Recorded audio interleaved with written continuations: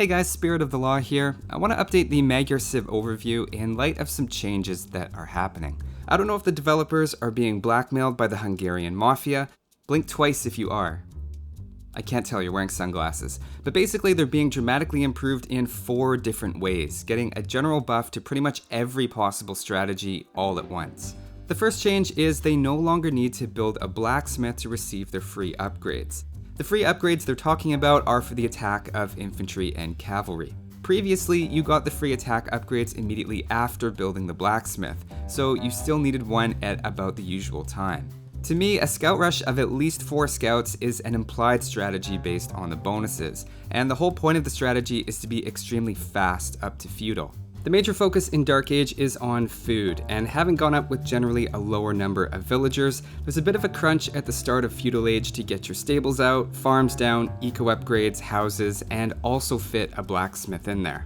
At least now, if you can't put aside the 150 wood for a blacksmith right away, you're still getting the bonus in that situation. Just to get a sense of the impact of +1 attack in a scout rush, with forging they generally take down feudal units 1 hit sooner. Villagers are even 2 hits sooner, which is nice because they're usually the main target. At some point, if you're sticking with scouts or men-at-arms for a while, you're gonna want the blacksmith for the defense upgrades, but at least in the meantime, you're still benefiting from their bonus.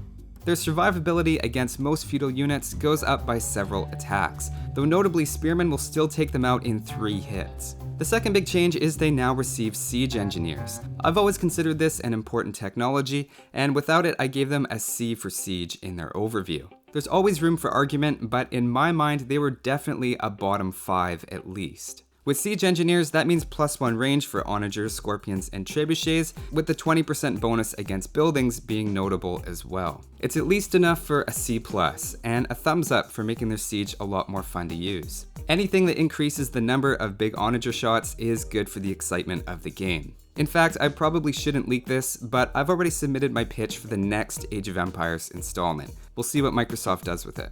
The third change is the Scout Cavalry, Light Cavalry, and Hussar discount is increased from 10% to 15%. Having just come off the Berber Civ overview, it's an interesting comparison. And up to this point, Magyars have had a weaker scout line bonus than the Berbers, and theirs included Light Cavalry, Knights, and Camels.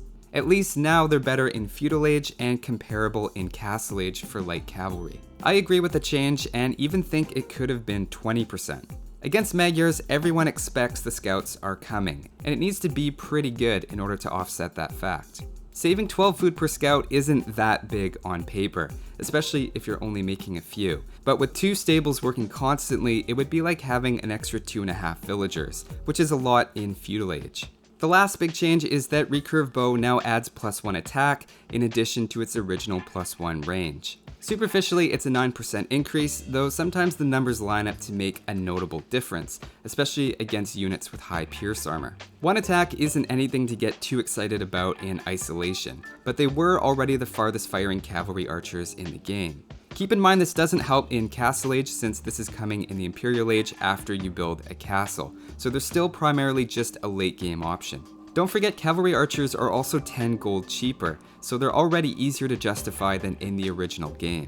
So overall, I think they're interesting changes for the better. The siege and cavalry archers are more fun to use, and it's a bit more streamlined to pull off an extended scout rush. I wouldn't say any of the changes are a radical departure, and they just seem to help reinforce their identity as a cavalry and archer civilization. So what do you guys think? Did the Magyars need the boost? Was it too much? Not enough? Let me know. Thanks for watching, guys. I'll see you next time.